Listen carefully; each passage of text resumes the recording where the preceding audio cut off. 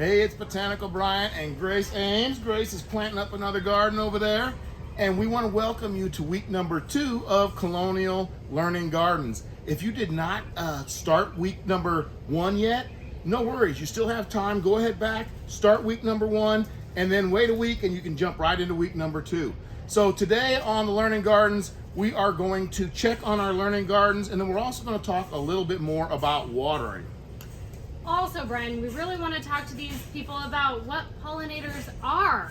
So we're going to go check out what pollinators are over in our blackberry patch. Yeah. Let's head out. All right, let's go.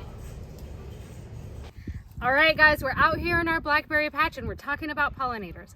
Pollinators come in all shapes and sizes. So we're talking the ones you know, like bees, butterflies. We've got moths, insects, ants. We've got bats. I don't know, honey possums? Honey possums. Honey possums. The blue lemur. We have the geckos. We have wasps. All sorts of things are pollinators. Why are pollinators important? Because without pollinators, about 80% of the flowering plants we have wouldn't survive. It's also responsible, they're all also responsible for our food system. And without pollinators, our food system collapses. And when our food system collapses, we collapse. Humanity doesn't survive.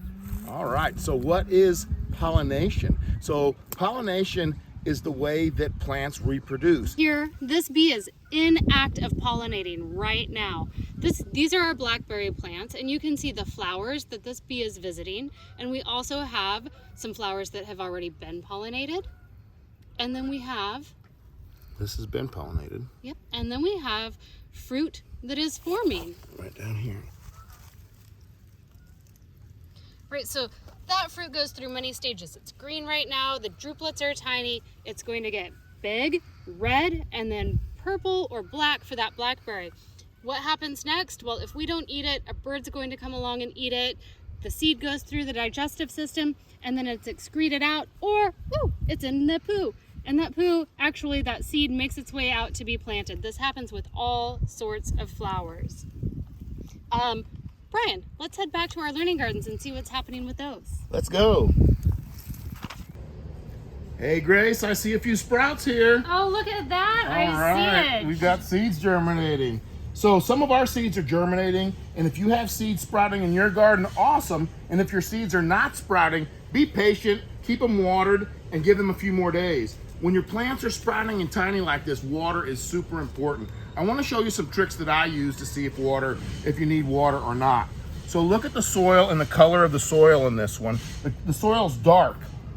And then over here on the one that Grace is planting, she hasn't watered it yet. So the soil is a whole different color. It's a very light color. And you can also tell the difference. Look at that. Yeah, you can see it right there. And you can also tell the difference when you put it in your hands. You can see this one is wet enough. And this one probably needs, I'm gonna get a bigger handful. That one probably needs a little bit of water.